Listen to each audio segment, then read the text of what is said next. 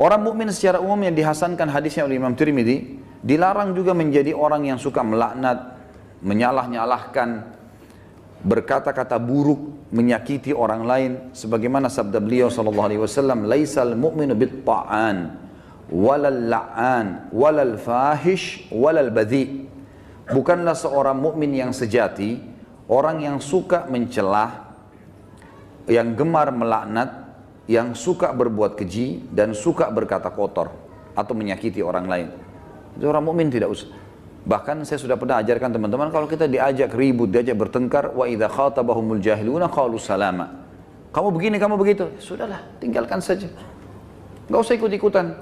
Karena dua orang yang bertengkar, dua-duanya jadi jelek mukanya.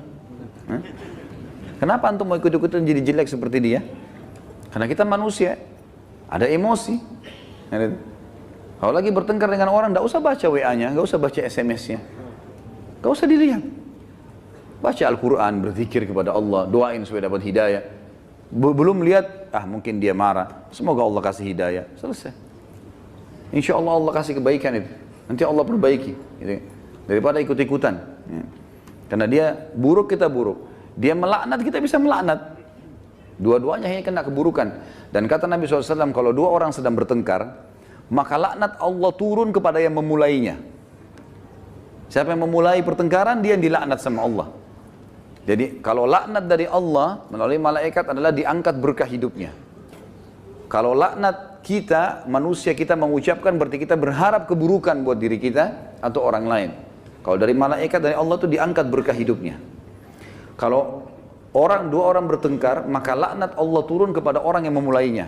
Dan yang tidak membalasnya terus didoakan malaikat agar dapat rahmat dan pengampunan sampai dia membalasnya. Kalau dia sudah balas, dua-dua kena laknat. Jadi tinggalkan saja. Kamu begini, kamu begitu ya, ngomong aja, kita jalan saja. Dia yang ngomong, tulis SMS sampai 1000, tidak usah baca. Tidak usah baca. Kita baca, wah dia begini, balas lagi, habis umur gitu, untuk apa? Kita kalau balas SMS, balas WA begitu bertengkar itu sudah bisa satu surah Al-Quran dibaca. Satu huruf 10 pahala. Benar nggak? Amalin ya. Jangan cuma benar-benar tapi. Contoh realita lapangan, banyak orang begitu. Jadi jangan buang-buang waktu, nggak ada gunanya. Orang mukmin itu tidak suka mencela, memang tidak gemar, dia tidak mau, nggak usah ribut-ributan. Kita jelaskan pada saat perlu. Kalau ada pun orang teman-teman, ada dosa besar nanti yang kita bahas, masalah tidak boleh berdebat.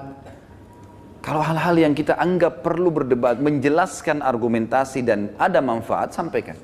Gak ada manfaat, gak usah.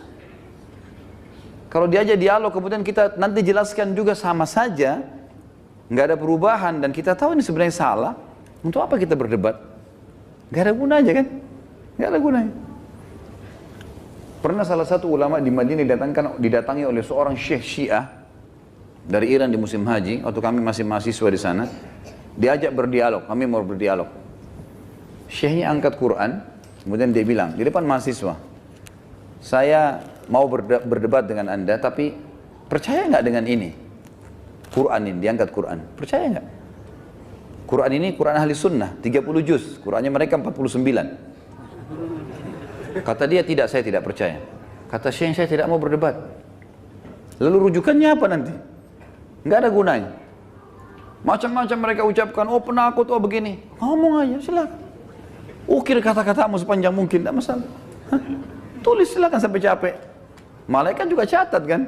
Dan kalau laknat itu, doa itu tidak layak untuk orang itu, kembali ke siapa? Ke dirinya sendiri. Kamu bodoh, kamu begini. Dia sedang bilang, ya Allah jadikan saya bodoh, ya Allah jadikan saya begini, jadikan saya sial. Na'udzubillah. Hah? Paham ya? Alhamdulillah. Amalkan.